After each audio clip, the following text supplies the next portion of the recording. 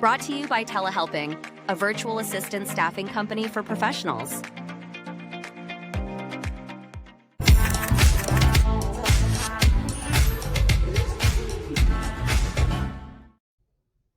Hello, everyone. My name is Cody Hall, and I am the host of The Faces, Entrepreneurs Are People Too, and the founding CEO of Telehelping, a virtual staffing organization, and the here and sponsor of my podcast. I appreciate all those who are returning subscribers and viewers. If you like and love our content, please share, subscribe, and follow for more information. Elizabeth, how are you doing today? Great. Happy Tuesday. Happy Tuesday. And for all those who are watching this in perpetuity, today is a Tuesday. And so, which means it's just Monday 2.0. We've not reached the summit, but we're not in the beginning yet. Correct. Well, Elizabeth, before I run down too far of any path, right? I'd like to know who we're chatting with today. Please tell us, the listeners and myself, who's Elizabeth? Elizabeth. I am the founder and CEO of EECPA, a CPA firm. And I have owned several different businesses over time, although I've had this firm for over 21 years now. And I have been an entrepreneur since the age of 8 when I found an ad on the back of a comic book and started selling holiday cards door to door. When I grew up, my parents got divorced. My dad went bankrupt. My mom was on food stamps. So you kind of had to earn your own money if you wanted any extras, or any basics sometimes too. But it's been an amazing journey. I have an amazing life, and I feel like I had an amazing childhood too. I just learned really early on, like work ethic, and you gotta work hard to get what you want. No, Elizabeth, you speak to my heart in regards to those things, since there's three things that I've established in my life to make sure that no matter like how life may go, because you can't plan this, right? It's you're just along for the ride some days. You know, I got a master's in public accounting. Like I got my Mac, right? Because I'm like, everyone's always going to need to count something, right? I feel like that would be a good way to go. And then, I paid off my house, right? And so I own my home, like, which means no one can take it from me. It's mine. And so, and then of course I'm retired from the military. So that my I call that my stool, right? Those are my three legs, right? I own my house. I can always find work in the numbers game. And then I always have my retirement. So, that because entrepreneurship is a scary game. You never know when you could be sitting at 5 million and then sitting at 0 million. Correct. Exactly. I it's been, a wild ride here at the firm. I mean, I started by myself. I was going through a divorce, so in 2004, 2005. So it was good that I didn't make, I guess, a lot of money at that point. But I worked an enormous amount of hours, starting this firm, days, nights, weekends, early mornings. And my whole first year, I got really good. I'm kind of a introverted extrovert I love being around people, and I get a lot of energy from that. But I also am a little shy. But I got out of the shyness because I had to learn how to do 30-second commercials and 1-minute commercials. And I did so much networking that first year. And luckily it was successful, and I got referral after that, and I never had to do that again. So I pressed it, but it is trying. There's ups, there's downs. Like, it was scary during COVID. I mean, it was scary during the 2008 real estate recession. Most of my clients were in real estate construction. And I remember standing outside my office on the patio and thinking, God, maybe I should start, working more with doctors, but I didn't really enjoy that. So I learned how to be an expert in short sales and foreclosures and evading taxes and debt relief during that time. Wow.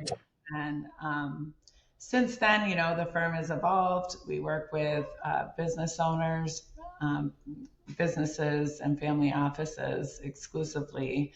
And I really find so much joy in it because I get to work alongside and partner with my clients and help them be successful, whether it's, saving them money or time, or also just idea generation and brainstorming, consulting. It's really a lot of fun. I started out in school as when I went to college, I majored in English and philosophy. And then somehow ended up running a CPA firm. Yeah, I quickly switched over after my first year, realizing that I have a lot of ADD and school's not really for me. I'm a doer. So I was Yeah. like, well, I just got to do something I can always get a job at. And I wanted to be an attorney, but I switched to accounting because, attorney required 3 more years of school. Well, you know what I really like about the inception of your organization is that it spurred after something like a divorce, right? Mhm. Usually, people, think that's the end, right? And so, Mhm. actually, telehelping.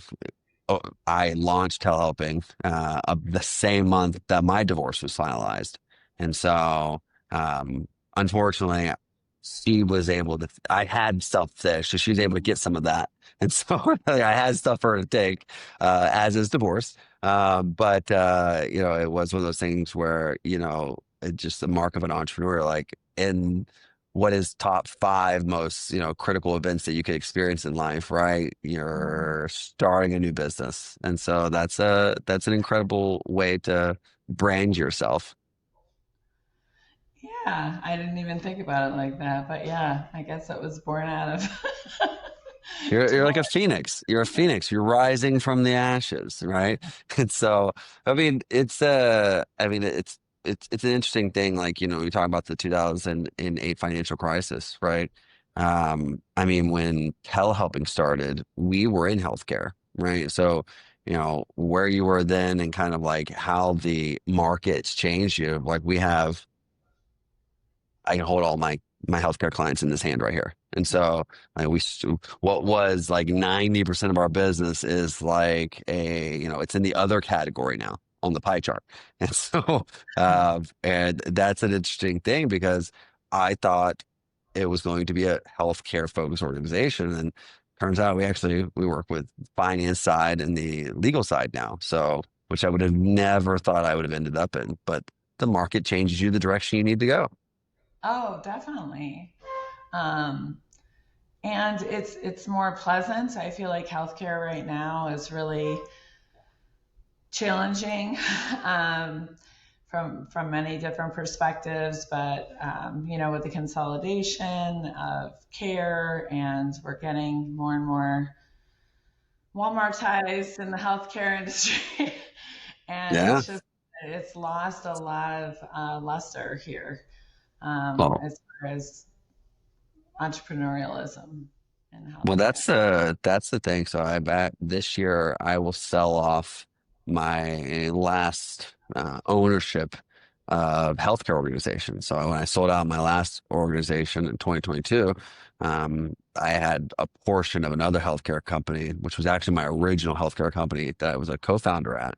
And I thought it was never going to make it, right? The ups and downs. Like when Biden was elected, I'm like, whoa, the funding for healthcare is going to go crazy because it was primarily government funded support. And then Trump got elected. I'm like, well, I thought it was going to go down. I would have never thought that it was going to sell during the Trump election with, Trump period because it's just getting cut so much. But what you just said, it's all being Walmart sized, and they're all getting rolled up right now. And so they're being rolled up by a private equity company into a larger healthcare entity. And so um, that's the way of the world, though, right now. It seems like private equity firms have found a very exciting venture with taking small, otherwise minor cap organizations, putting them in one big organization, and be like, Now we have $51 million businesses, so we have a $50 million business. All right. And so that's what they're doing nowadays. So, and healthcare is a gobble monster. It's like you buy a car nowadays. You think you're buying a Volkswagen or an Audi. You're like, they're all owned by the same company, right? It doesn't matter. Right. And so Mhm. they're all owned by 50 other brands, and it's only one company that has them all. So you really don't have any options anymore. No, no, it's crazy. I know I usually get like at least one email or call per week because there's a huge roll up right now with accounting firms as well, Right. with private equity. Um, but there's still so much I want to do, and I am truly an entrepreneurial spirit, and I just don't want to work for the big private equity. Don't want to work for the man. It's so funny you say No, that because I mean, that's kind of how we got to where we were today is roll-ups. And we're still rolling up today. I roll up every year. And so we'll purchase 7 virtual staffing companies this year. And so, wow. in the earlier days, we purchased companies that were about our size, right? And I would pay for them myself. And now we're buying them still because, um, much like we'll use a CPA firm for example, right? If I were you and I were acting like Cody, I would just go out and I would buy individual person small CPA firms the CPA has ran that maybe they don't love, maybe they haven't grown, right? But now they have a pool of clients that they're kind of stuck to, right? I just provide them the exit that's not there. And so, relatively speaking, those companies are worth nothing, right? Right. Because they don't really have any, it's not like they create proprietary processes or, they don't have this, system or SOPs. They just, they go through and they do CPA stuff, right? And then they file people's taxes for like a handful of clients. We just come in and we just take the clients, and then we pay people out for their effort. And most of the time, it's a relief. We're giving people a clean way to go on to their next chapter because I don't you talked about earlier before we started hitting recording we were talking about not being able to get over ceilings, right? That's a Right. real thing in the virtual staffing world because it's funny the parallels I'm drawing, just like with the CPAs. It's so fragmented. There's so many CPAs, there are so many small virtual staffing companies, right, that there's so many you can pick from. And so, but when you are trying to get to that next level, right, it's very difficult because grabbing market share and competing against all the other small players is difficult. So we stopped competing and we just started, rolling up like a snowball. Uh, yeah, I had thought of that. Like, I looked at that.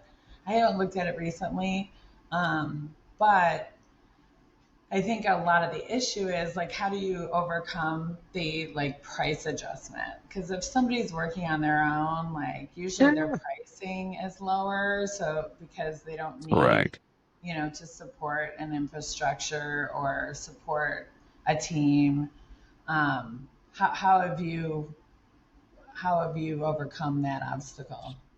Yeah, no, that's a really great question. And so most cases, we only target organizations that are in and about our price range. So, we try to target people like our average price or our most common price point is $1,500 per month. Like that's our common price point for a full-time person. Again, likewise, we only do full time. And so when we're valuing a purchase, I'm only valuing them on their full time clients because part time never works. Like someone working for you halfway committed doesn't really make for a good relationship, right? Like I say, I'm only Right. married to you half the time. And so it doesn't work that way.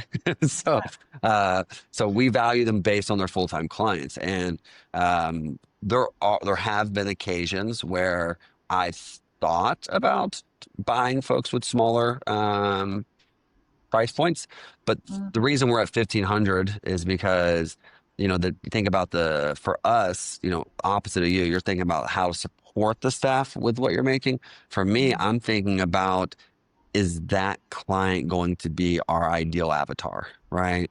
Because someone who's paying $900 a month for a full-time person, they're the word quality doesn't exist in their universe, right? And so it's going to be hard for them to understand a $1,500 price tag. And so, and then I'm not going to deal with the problems that are present at $900 per month, Right. because $900 a month is going to be a very cheap client. I don't do cheap people, right? Uh, And it's going to be a very, cheap virtual staff member of lower quality, lower English, lower experience, lower education. Like we just don't do that. So those organizations we generally pass on. Just we're just too far off. And I've wanted to kind of like, oh, do we want to try this? But once you bring them into your ecosystem, it's too late, right? You're dealing with those issues. Um, but I mean, you have a good point. How do you bridge the difference between your price per month or per year when someone's used to paying, a fraction of that? right. So if they're used to paying $300 a month for bookkeeping, I mean, our base price is 750. It's a real Correct. challenge to upsell, unless the client has, we'll get that client by naturally because they have an issue, like, or some Yeah. disaster happens, and then they're like, oh, and then I'm like, well, you get what you pay for. And then it's easier to Correct. sell, but to take someone else's who they might have liked that person at for Yeah. $300 a month and think everything's fine because they don't really understand anyway, and then it's hard to convert. We So, generally work with two types of clients on our end, right? Just like we either work with folks who have really bad virtual experiences, right? It just went really poor, and then you tell me they're paying $4 an hour. I'm like, well, here you go. And so, or they've never used a virtual assistant. So we're either building or we're repairing. That's generally like our process for the first 90 days. But you said something interesting. One of our clients is a top 100 CPA firm, and so. And when we first started working with them, they weren't top. They were like top 500. They've grown significantly since then. And I did a fractional CMO stint with them because they were really trying to build out their sales team and their intake team and everything. And I was partial to the owner, so I burdened myself with the extra responsibilities. Wasn't for free, but I burdened myself nonetheless. And I really liked the transition that I saw him take over that time, because he used to offer a tiered of models of like, oh, you pay 300, 800, and then towards the end of the period, it was like, listen, we offer, it's this $800 per month, and here's why it's $800 per month. Yes, you can, and he'd always had people all the time on the team that would just like, oh, well, they only would pay 350 per month, and I'd always explain to him like, yes, but they came to you explaining a slew of problems, right? That came from that 350 per month, right? You hear words when someone's like paying $350 per month.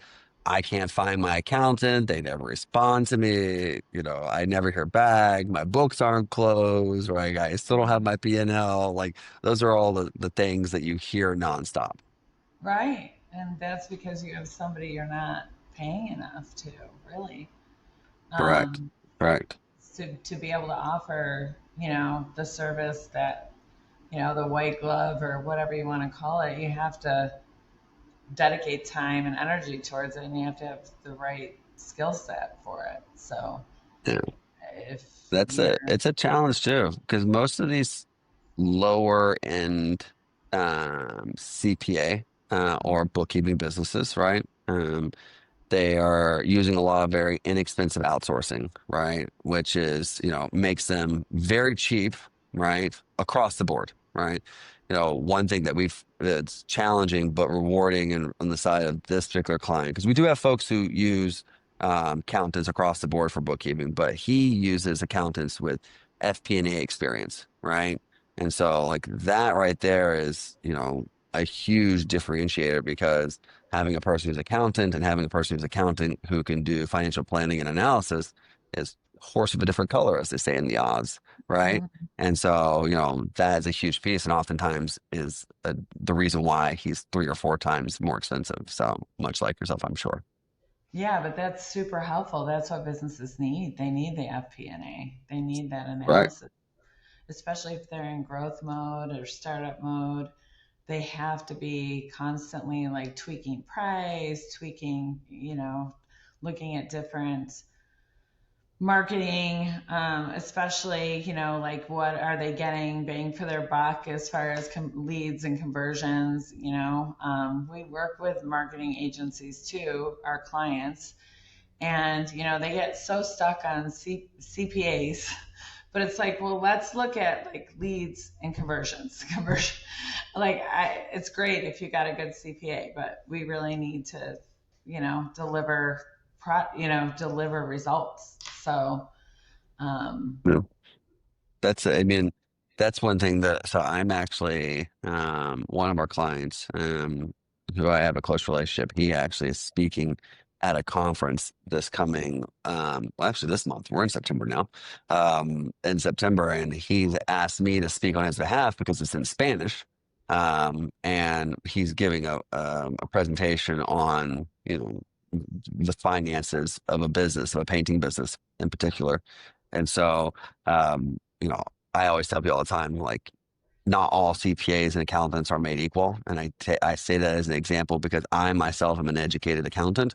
However, you don't want me mathing your math, right?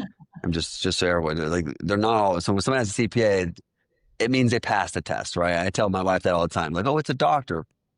Great, right? Doctors aren't all the same.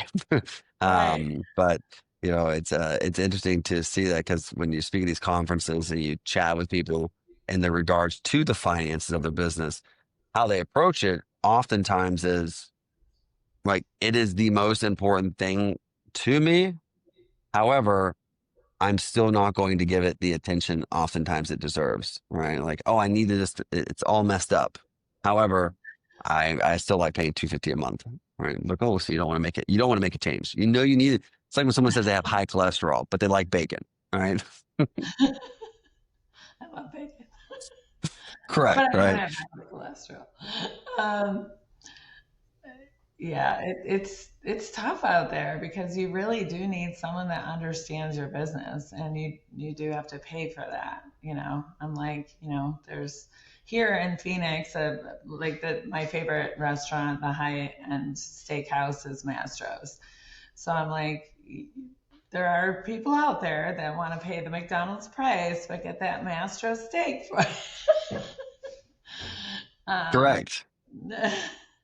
So, with your outsourcing, are you mainly outsourcing? We did outsource for about 5 years to chartered accountants in India.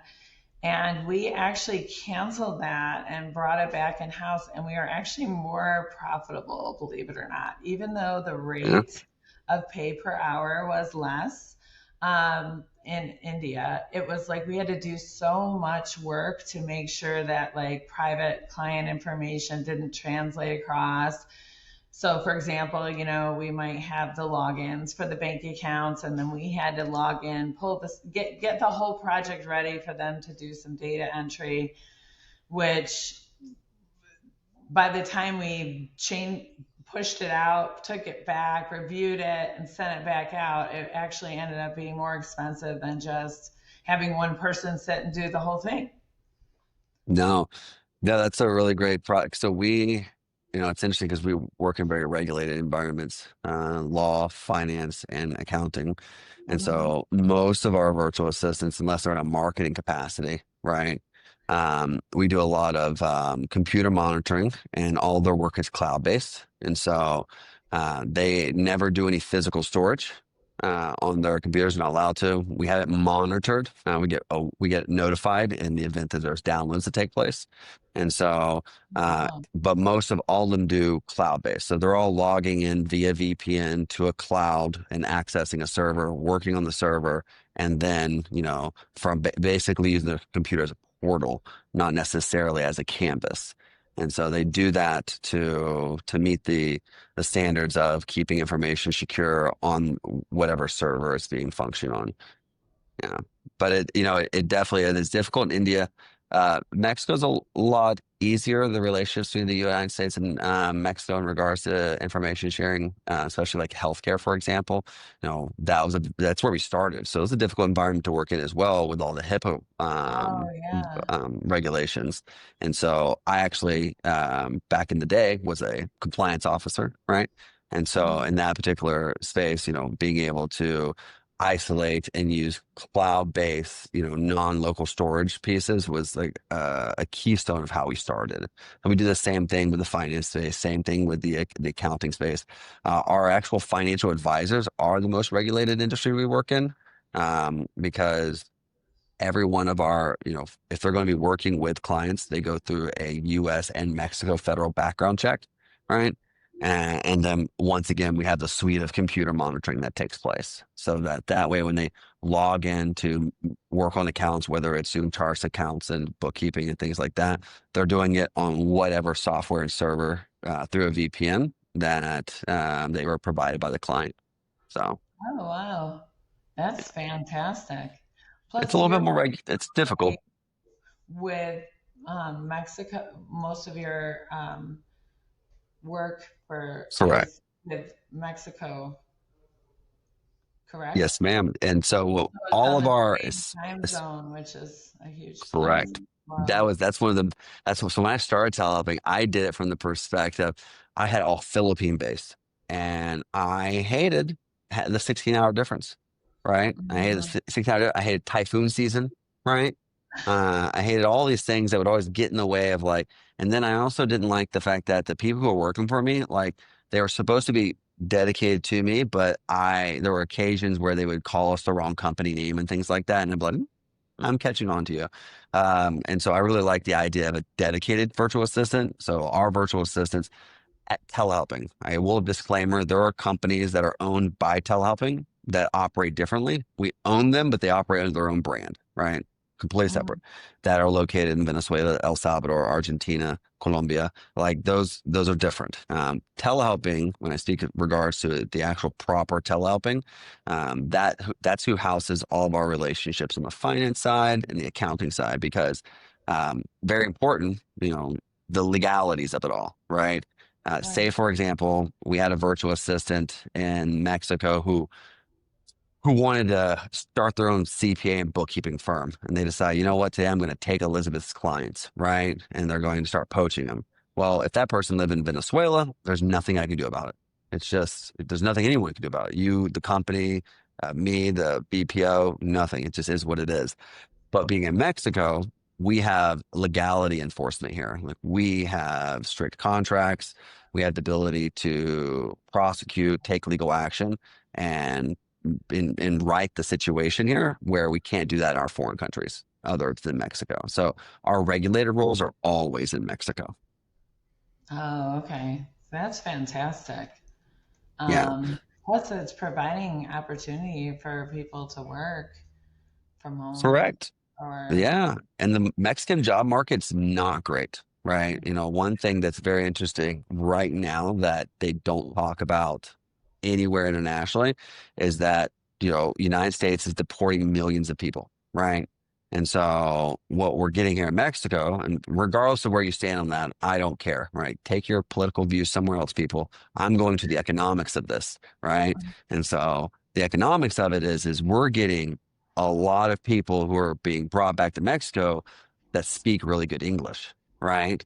And what they're doing is they're displacing people who otherwise was working in hotels, restaurants, and customer service roles that supported American tourism and or American base. So you're getting a lot of otherwise very qualified people who are being, now losing jobs. And so that's an interesting thing here in the job market. And then, for the most part, the economics are much different, right? We can charge $1,500 a month and get a really qualified person, not FP&A, but really qualified person that, for example, like an accountant on my team, their average salary is probably around 20,000 pesos per month. So around $1,100. And so, and that is a really good salary, right? And so from that perspective, we have very happy people who love working for us, who if they love working for us because they love working for a client, because we don't work with, dare I say, aggravating people, because I can't say other word. We're monetized, so I can't use profane language. But we don't work with bad clients because we want our people to be treated well. We want to be treated well, and so it's created a very good culture both at telehelping and with our virtual assistants. Yeah, that's fantastic because Yeah. it's a win-win for the employee, for you, and for your customer. Yeah, and the great thing is like working the accounting space, like I know the accounting space. I know accountants. And so I do well with accounting personalities. And Uh-huh. accountants, for the most part, treat their people very well, right? And so I don't have a lot of like I can't really say that I have a lot of like really, bad experiences with accounting owners or with even law firms. Most of my people who I've had like behavioral issues with our clients are, financial advisors. So our financial Yeah. advisors are the ones who are always in timeout or getting their contracts canceled because of just fill in the blank.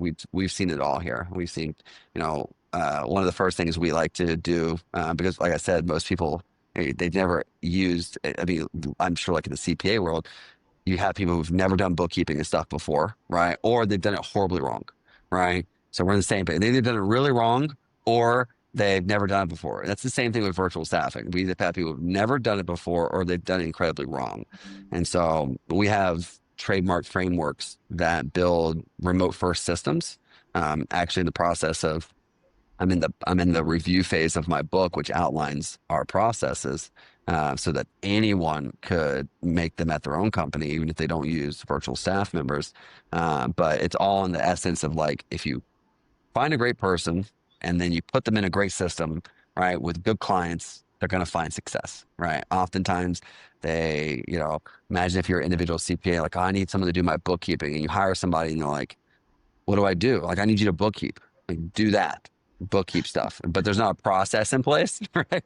And so we help build the processes and everything because if our clients don't succeed, then they can't pay for our virtual assistants, Correct, correct. and we And then want them to what's pay. usually the training time to get that virtual assistant up to speed? Yeah, we refer to it as the acclimation period. And Hmm. so typically we have a 30-day period beforehand. This is like outlines like really my only job at telehelping, which I love the fact that's my only job because I get to work with companies.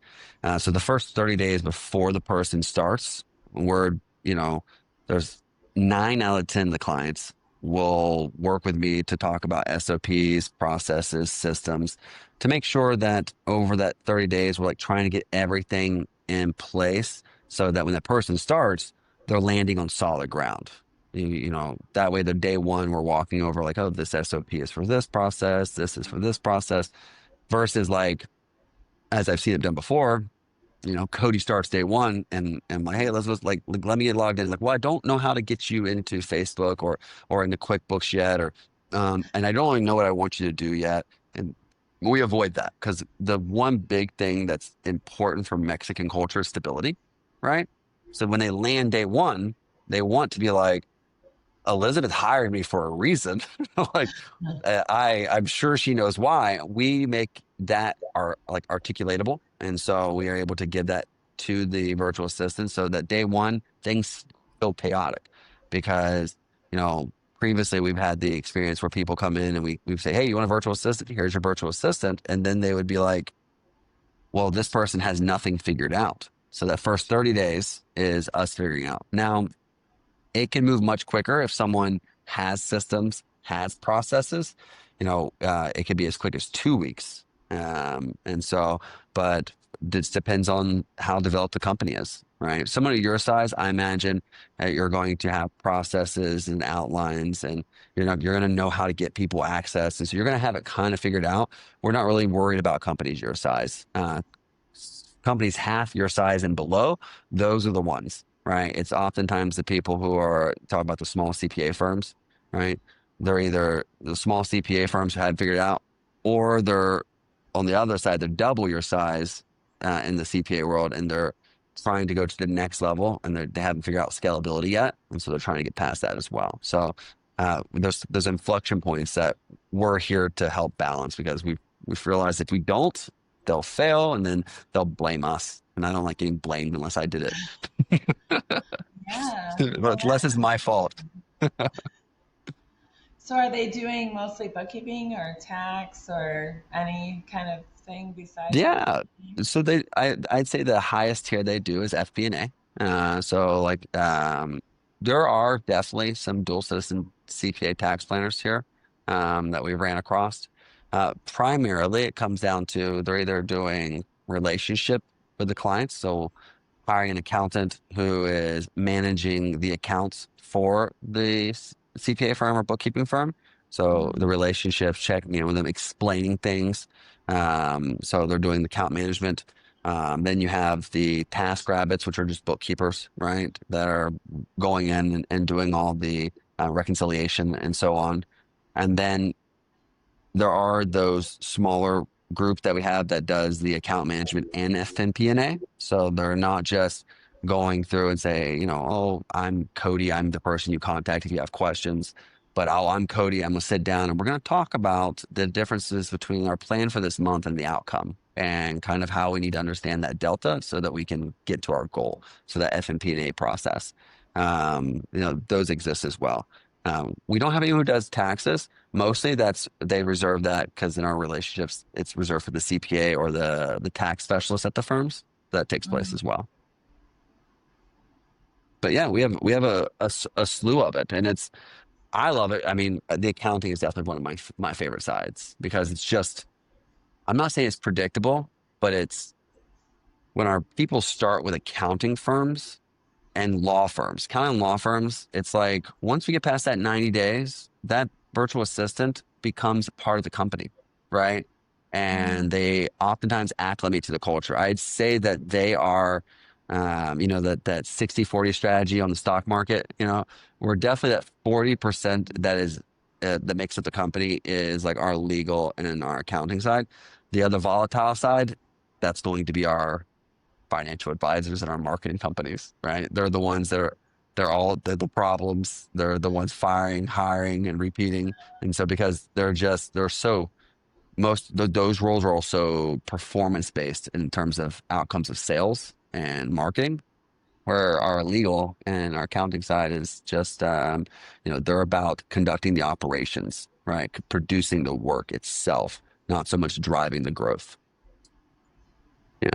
so you do work with marketing agencies? Do you have like Google Yeah. experts or Shopify experts or Course, we have e-commerce folks. We actually have a couple clients who have like their own educational style platforms, and they sell pre-recorded courses and books and things like that. And so we have folks who, I mean, touching the marketing world, we have everything from people who work directly for individuals to manage their what I call clones. Like I have a clone who does all my LinkedIn messaging and everything.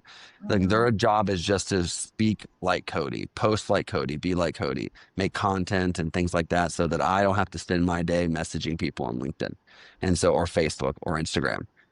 All the way to, managing, sales and inventory online and all those elements as well. So it's marketing is such a vast category. Yeah. One thing we don't do lead generation though. It's just not good business. We don't like hiring and firing people that frequently. We have tried to Mm, avoid it. It's a very negative experience. And so we like to generally hire from the perspective when we bring someone on, they're going into most part a permanent role. Like we're hiring them with the idea of in perpetuity.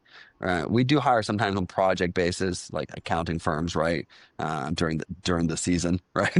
mm. But for the most part, we try to hire on the basis of permanency versus like, oh, this person's gonna get fired in 2 weeks if they don't reach their goals. Like that's not fun for us. No, it's not fun for No, anyone. no, no. We used to we've done it before, and it's just heart wrenching, right?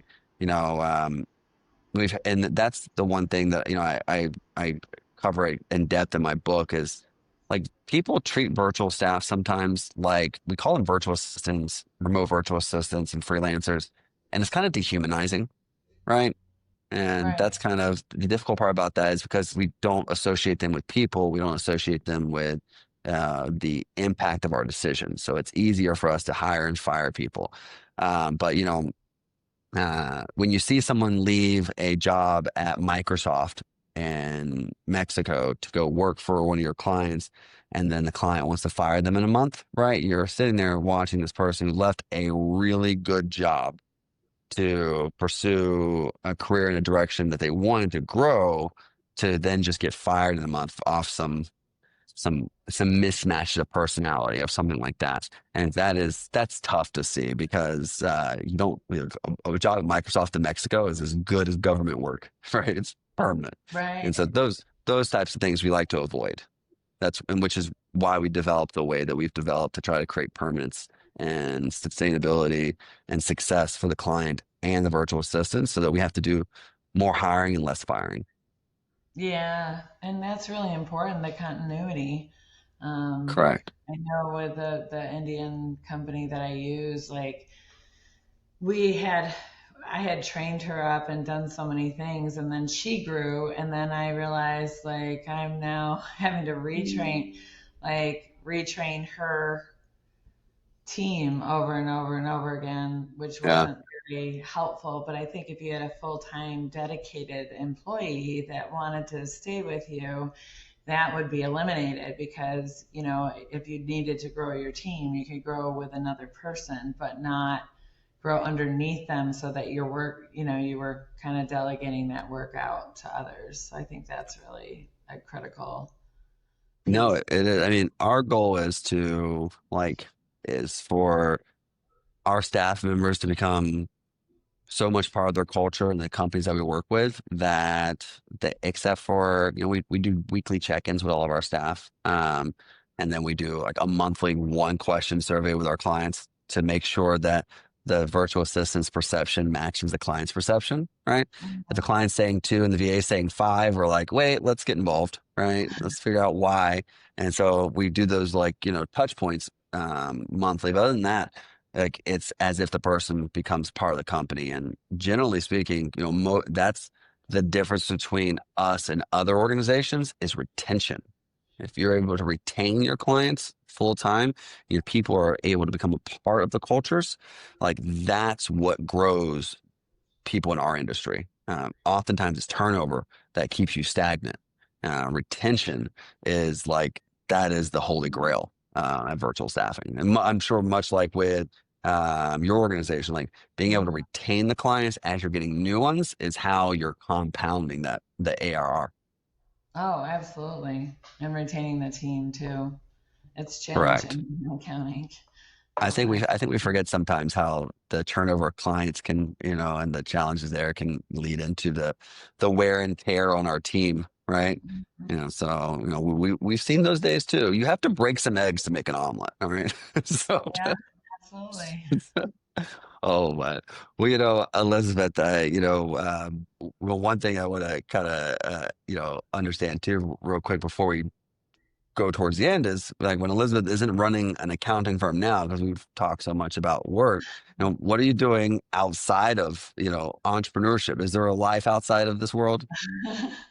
Yeah, I've been doing a lot of traveling this year for the first time in many, many years. I just sent my youngest child off to college last month. Nice. And so I'm an empty nester and I love traveling a lot. So I've been to Portugal and Mexico. I'm going back to Mexico in a couple of weeks, actually, but Cancun, not Cabo. Nice. Oh, Um, and I've been, all over, Minnesota, Iowa, California. I've been doing a lot of short stints and longer trips, mostly like 5 days. I was in Europe for 10 days. But yeah, I really enjoy traveling. I love working out. I like swimming and hiking and reading. great. So, Yeah, and you have to have those balances. I mean, I'm sure you get away with a little bit of flexibility with you can do a lot from your computer as well, right? So even if you're not in that chair, you're on the computer. So, which is a right, beautiful thing about that industry as well. absolutely. Although it No, is it's nice wonderful. to check out too sometimes. Oh no, yeah, no, it's you have to check out, and sometimes I love just walking away from it all. We were in Spain last year, and I said, "Hey, listen, I don't even want an update from you, right? I'm gone for 2 weeks, right? Unless there's an emergency, and I was very keen. Like emergency for me is like not a client issue that is an issue. Like, are we going to lose a client? Like, are we losing a client? Pick up the phone and give me a call, right? If we're not going to lose them and they're just upset, schedule them for the week I get back. So Yeah, like, right. And like if you guys have enough talent to manage that. My company can run itself for the most part without me being present. However, there are just certain things that need that Elizabeth or Cody touch, right? It's like, yeah. let me try to save this scenario.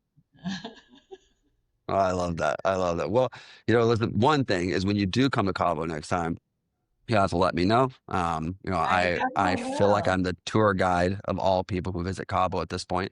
And so I have friends coming and going all the time, and even have clients coming and going all the time. And I never miss an opportunity to have a business expense, right? And so never. So please let me know. And well, I appreciate you so much for your Definitely time, will. especially. Please, Nobu is a great place. It's hard to up that place, but there's a lot of really wonderful experiences here in Cabo, especially on the food side. We have really good food. Yeah, it's fabulous. I was there in May. I'm a part of the Entrepreneurs organization, and we did our retreat there. So it was beautiful. Oh, Yeah, we had what? That's a big wonderful. old house and on the beach. It was nice. Oh, it's perfect. Yeah. There's just so many nicks and crannies in the Cabo world. And if you're not in a nick and cranny, you can always be on a boat, right? So when in doubt, there's water. Yeah, So absolutely. oh, that's wonderful. Well, Elizabeth, thank you so much for joining today. I really appreciate you being a guest on my podcast, especially being so busy. Well, thank you so much for having me. I really appreciate it. I've learned more about virtual staffing I too. So that's exciting. I never jump on the opportunity not to, right? And so, Right. they say an entrepreneur should always be ready to talk about their business. Absolutely. Well, thank you so All much, right. Elizabeth. Thank you. This video was brought to you by our official sponsor, Telehelping. Need support for your business? Telehelping connects you with top-tier remote staff to help you streamline operations and fuel growth. Go to telehelping.com and get started today.